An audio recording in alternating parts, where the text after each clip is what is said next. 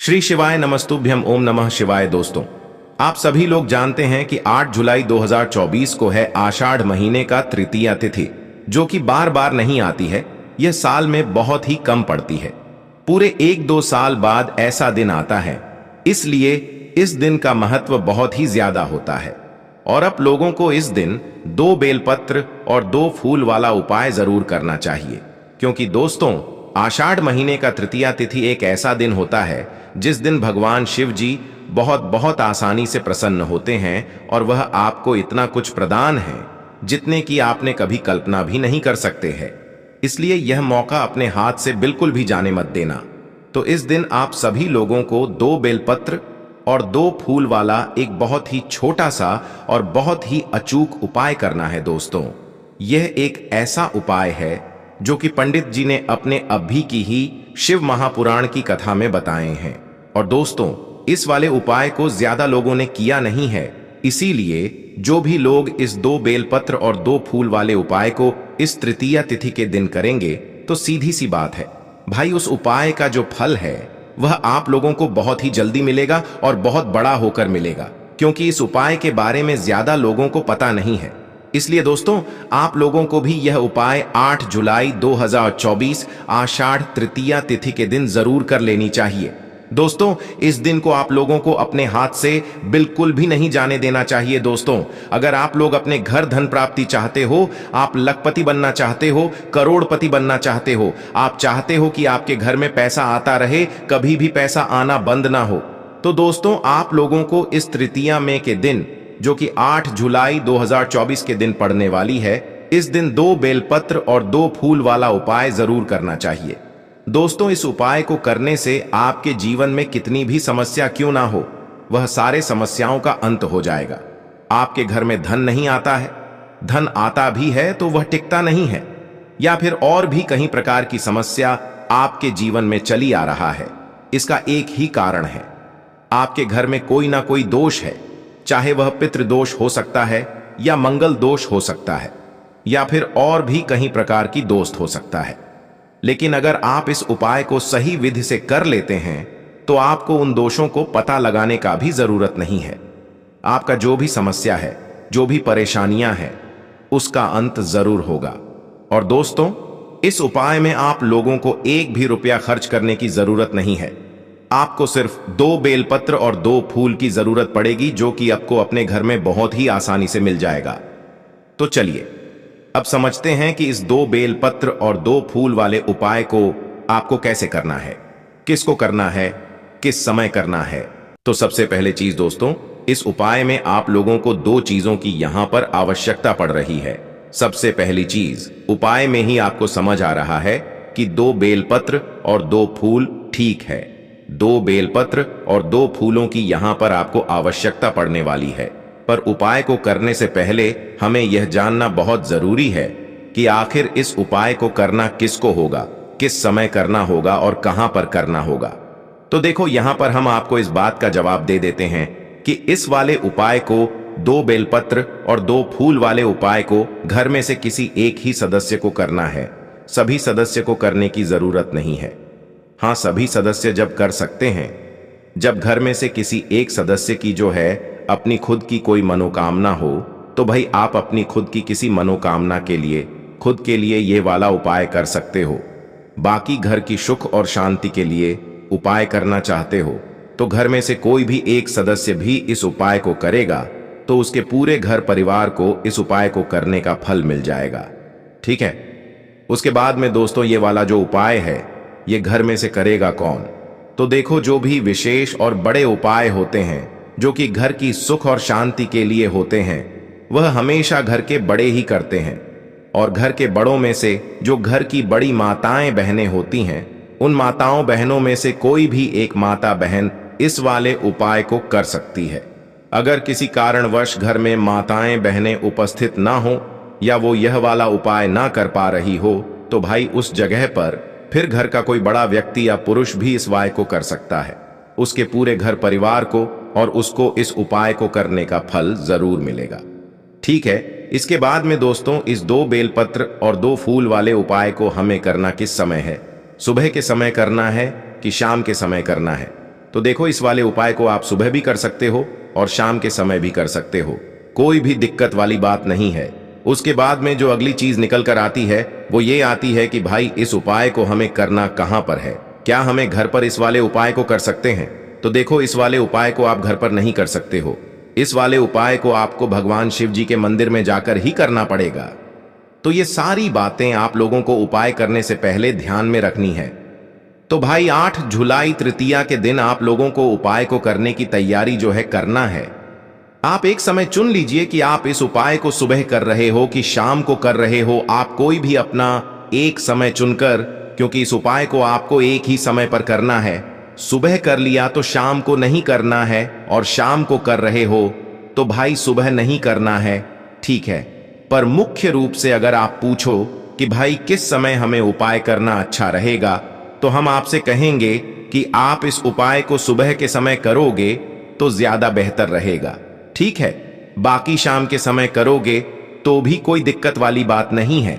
जिन लोगों को सुबह काम है भाई, वह लोग सुबह उपाय ना कर पा रहे हो तो वो शाम के समय प्रदोष काल में उपाय कर सकते हैं। वहीं दोस्तों, अगर सुबह के समय आप उपाय करोगे ना, तो जितना जल्दी हो सकता है उतना जल्दी उपाय को करने की कोशिश करना। ब्रह्म मुहूर्त से लेकर 10, 11 या फिर 12 बजे तक कभी भी आप लोग उपाय को कर सकते हो, है ना। वहीं अगर शाम के समय की बात करें तो भाई प्रदोष काल शाम के 6 बजे से लेकर शुरू हो जाता है, जो कि अब रात 8 बजे तक चलता है। तो भाई इस बीच में आप लोग अपना उपाय कभी भी कर सकते हो, और इस उपाय को करने का फल जो है वो ले भी सकते हो, ठीक है। इसके बाद में दोस्तों, अब हम जानते हैं कि इस उपाय को करने की विधि क्या है और इस उपाय को हमें करना कैसे है। तो उससे पहले आप यह बात और समझ लो कि जो व्यक्ति इस उपाय को करेगा वही व्यक्ति इस उपाय को करने की पूरी तैयारी भी करेगा, है ना। तो आप लोगों को करना क्या है, उपाय के नाम में ही आपको 2 चीजें समझ आ गई होंगी कि इस उपाय में हमें 2 बेलपत्र और 2 फूलों की यहां पर आवश्यकता पड़ने वाली है। तो सबसे मुख्य चीज उपाय की यही दोनों चीजें हैं। पर दोस्तों, यहां पर हम आपको बता दें कि 2 बेलपत्री ये तो आप लोगों को लानी पड़ेगी, है ना। किसी वृक्ष से तोड़ कर लाओ या तो कहीं से खरीद कर लाओ, है ना। तो 2 बेलपत्र आपको इस उपाय में लानी पड़ेगी। अब बात करते हैं 2 फूलों की। तो दोस्तों, ये जो 2 फूल होंगे ये कौन से होंगे, कौन से कलर के होंगे और किस चीज के होंगे, तो यहां पर हम आपको बता दें कि ये 2 फूल होंगे। पंडित जी ने बताया है कि ये दोनों फूल अलग अलग होंगे, जिसमें से एक होगा लाल फूल और एक होगा सफेद फूल, है ना। दोनों ही अलग अलग होंगे, है ना। अब दोस्तों, लाल कलर के जितने भी फूल होते हैं जो शिवलिंग पर चढ़ते हैं, उनमें से कोई भी एक फूल आप लोग लाल कलर का लेकर आ सकते हो। सफेद कलर में से कोई भी एक फूल जो कि शिवलिंग पर चढ़ता हो, उसमें से कोई भी एक फूल आप लोग लेकर आ सकते हो। एक लाल फूल और एक सफेद फूल, सिर्फ ये 2 फूल आप लोगों को लेकर आने पड़ेंगे, है ना। और 2 बेलपत्र तो आप लोग लेकर आ ही जाओगे। अब दोस्तों, बहुत सारे लोग इस जगह पर एक प्रश्न जरूर करेंगे कि अगर हमें बेलपत्र ना मिले तो हम क्या करें। तो देखिए, उस जगह पर आप लोग एक काम कर सकते हो, पर पहली मुख्य कोशिश आपकी यही होनी चाहिए कि आपको खुद से बेलपत्र मिल जाए। पर अगर ना मिले किसी कारणवश, तो आपको क्या करना है, भगवान शिव जी के मंदिर में से ही शिवलिंग के ऊपर से ही 2 बेलपत्र को अच्छी वाली को उठाना है और उनको धो लेना है, ठीक है। पहले उनको धोना जरूरी है ना। 2 बेलपत्र को उठाकर उनको धोकर फिर आप इन 2 बेलपत्र को अपने उपाय में प्रयोग कर सकते हो।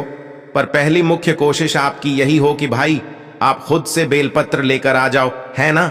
अगर नहीं ला पाए हो किसी कारणवश, बहुत कोशिश करने के बावजूद भी, तो उस जगह पर आप शिवलिंग के ऊपर से 2 बेलपत्र उठाकर उनको धोकर अपने उपाय में प्रयोग कर सकते हो। अब दुकान से खरीद कर लाओ, तोड़ कर लाओ, कहीं से भी लाओ, पर खुद लेकर आ जाओ, है ना। उसके बाद में दोस्तों, जैसे ही आपकी ये उपाय की सामग्री तैयार हो जाती है, क्या हम सीधा उपाय की सामग्री लेकर भगवान शिव जी के मंदिर पहुंच जाए और उपाय कर ले? नहीं, ऐसा बिल्कुल भी नहीं है।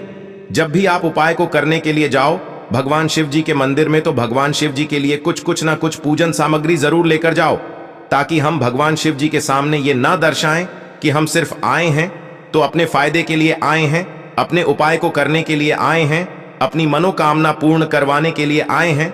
तो इसीलिए दोस्तों, आप जब भी उपाय करो, 2 बेलपत्र और 2 फूल वाला है, ना विशेष रूप से आप अपने साथ में जैसे सुबह उपाय कर रहे हो तो भाई अपने साथ में कम से कम 1 लोटा जल जरूर लेकर जाना। 1 लोटा जल के अलावा जो भी पूजन सामग्री है वो लेकर जा सकते हो, उसमें कोई भी दिक्कत वाली बात नहीं है।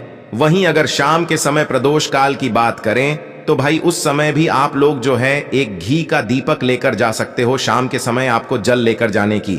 अब बात करते हैं कि वो जो दीपक होगा वो किस चीज का होगा, मिट्टी का या फिर आटे का। तो देखिए दीपक जो आप लोगे वो मिट्टी का भी चलेगा और आटे का लोगे तो भी चलेगा, ठीक है। उसके अंदर जो बत्ती रखोगे वो रखोगे आप लोग गोल बत्ती, ठीक है, गोल बत्ती रखोगे। उसके बाद में इसके अंदर जो चीज डालोगे वो डालोगे शुद्ध देसी गाय का घी, है ना।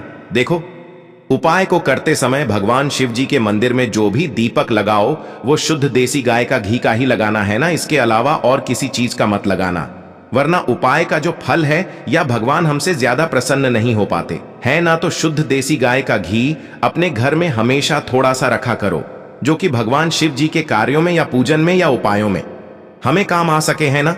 तो दोस्तों इन सभी चीजों की तैयारी करके, उपाय की सामग्री की तैयार करके, पूजन की सामग्री तैयार करके, आप चाहे उपाय को सुबह कर रहे हो चाहे शाम को कर रहे हो, आपको अपने घर से भगवान शिव जी के मंदिर के लिए निकल जाना है। सुबह उपाय करो चाहे शाम को करो, विधि एक ही रहेगी, उसमें कोई भी बदलाव नहीं रहेगा, है ना। तो भाई जैसे कि सबसे पहले आप सुबह अगर उपाय करने गए हो या शाम को उपाय करने गए हो तो सबसे पहले जाकर आप लोग भगवान शिव जी के दर्शन करोगे, शिव जी के मंदिर के अंदर प्रवेश करोगे, भगवान के सामने हाथ जोड़ो के उनको धोख दोगे और उसके बाद में शिवलिंग के पास में आ जाओगे, है ना। उसके बाद में दोस्तों पहले आपको पूजन अर्चना करना है, जाते से उपाय नहीं करने लग जाना है, पहले जाकर अपनी पूजन अर्चना करना है। पूजन अर्चना करने के बाद शिवलिंग के पास में बैठकर आप लोगों को अपना ये वाला उपाय करना है ना। सुबह के समय गए हुए हो तो सबसे पहले जाकर शिवलिंग के ऊपर आपको जल चढ़ाना है, भगवान के दर्शन करना है और जो भी पूजन सामग्री आपकी है वो सारी पूजन सामग्री शिवलिंग के ऊपर चढ़ा देना है। वहीं अगर शाम के समय की बात करें तो जो दीपक आप अपने साथ में तैयार करके लेकर आए हुए हो, इस दीपक को आपको घर से जलाकर नहीं लेकर आना है, भगवान शिव जी के मंदिर में आकर ही जलाना है। तो भाई इस दीपक को आप लोगों को क्या करना है, भगवान शिव जी के मंदिर में बैठकर सबसे पहले जलाना है और इस दीपक को शिवलिंग के पास में या शिव जी के लिए आपको जला देना है। उसके बाद में दोस्तों जैसे ही आपकी पूजन रचना हो जाती है, जल चढ़ा देते हो, दीपक रख देते हो, तो भाई उसके बाद में आप शिवलिंग के पास में कहीं पर भी बैठ जाना और अपना उपाय करना शुरू करना। उपाय को करने के लिए सबसे पहले आप अपनी वह 2 बेलपत्र और जो 2 फूल हैं उन्हें अपने सामने निकाल कर रख लेना। उसके बाद में क्या करना है दोस्तों, यहां पर बहुत ही ध्यान से समझो। देखो सबसे पहले अपनी 2 बेलपत्र अपने सामने रख लो, किसी एक पात्र के अंदर रखना। 2 बेलपत्र को अलग अलग रख लो, है ना। 2 बेलपत्र को अलग अलग रखने के बाद दोस्तों आपके जो 2 तरह के फूल है, एक तो लाल फूल होगा और एक सफेद फूल होगा। तो आपको क्या करना है, जो पहली वाली बेलपत्र है उस पहली वाली बेलपत्र के ऊपर आप लोग अपना लाल फूल रख लो, है ना। उसके बाद में जो दूसरी वाली बेलपत्र है जो कि आपने अलग से रखी हुई है, उस बेलपत्र के ऊपर आप अपना सफेद फूल रख लो, है ना, क्योंकि ये दोनों चीजें एक साथ ही हमें चढ़ाने हैं। 2 बेलपत्र आपने अलग अलग रखी, एक बेलपत्र पर लाल फूल रख लिया और एक बेलपत्र पर सफेद फूल रख लिया, है ना। तो अब क्या करना है आप लोगों को, सबसे पहले आप जो है अपनी लाल फूल वाली बेलपत्र जो है, मतलब जिस बेलपत्र के ऊपर आपने लाल कलर का फूल रखा हुआ है, उस बेलपत्र को उठा लो और उठाने के बाद क्या करना है आप लोगों को, इस बेलपत्र को शिवलिंग के ऊपर जो माता अशोक सुंदरी जी का स्थान होता है वहां पर इसे समर्पित करना है। माता अशोक सुंदरी जी का जो स्थान होता है वो जलाधारी के बिल्कुल बीचों बीच में होता है। तो उस स्थान पर आप लोगों को अपनी यह लाल फूल वाली जो बेलपत्र है इसको समर्पित करना है। डंडी का जो बेलपत्र का मुख होगा, डंडी का जो मुख होगा वो जलाधारी की तरफ होगा, जहां से जल बहता है, नीचे गिरता है ना। तो लाल फूल वाली बेलपत्र को आपको माता अशोक सुंदरी वाले स्थान पर जलाधारी के बिल्कुल बीचों बीच में समर्पित कर देना है। उसके बाद में जो आपकी सफेद फूल वाली बेलपत्र है, मतलब जिस बेलपत्र के ऊपर आपने सफेद फूल रखा हुआ है, उस बेलपत्र को आप लोगों को अब उठाना है। उठाने के बाद इसको आपको भगवान शिव जी की शिवलिंग के ऊपर इसे समर्पित करना है, ठीक है। जो सफेद फूल वाली बेलपत्र है ना, इसमें जो बेलपत्र की डंडी का मुख होगा वो आप अपनी तरफ करके समर्पित कर सकते हो।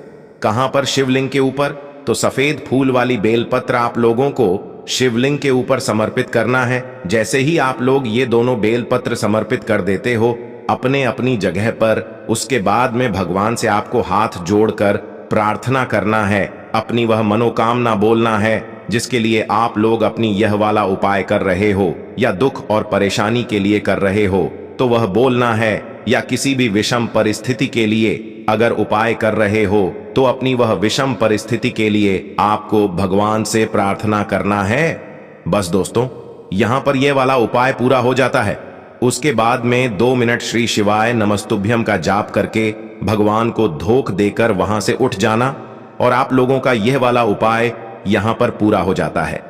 इस उपाय को करने के बाद आपकी जो भी मनोकामना होगी, जो भी आपकी दुख और परेशानी होगी या जो भी विषम परिस्थिति होगी, उसका समाधान आपका बहुत ही जल्दी हो जाएगा। आपकी मनोकामना भी बहुत ही जल्दी यहां पर पूर्ण हो जाएगी, क्योंकि ये उपाय अभी का ही है, 1 ही दिन पहले का ये उपाय है। इसलिए आप इस उपाय को जरूर करके देखना। बाकी इस उपाय करने में अगर आपको कोई भी दिक्कत, समस्या, परेशानी आती है तो आप हमसे कमेंट करके पूछ सकते हैं। मिलते हैं अगले वीडियो में। श्री शिवाय नमस्तुभ्यम। ओम नमः शिवाय।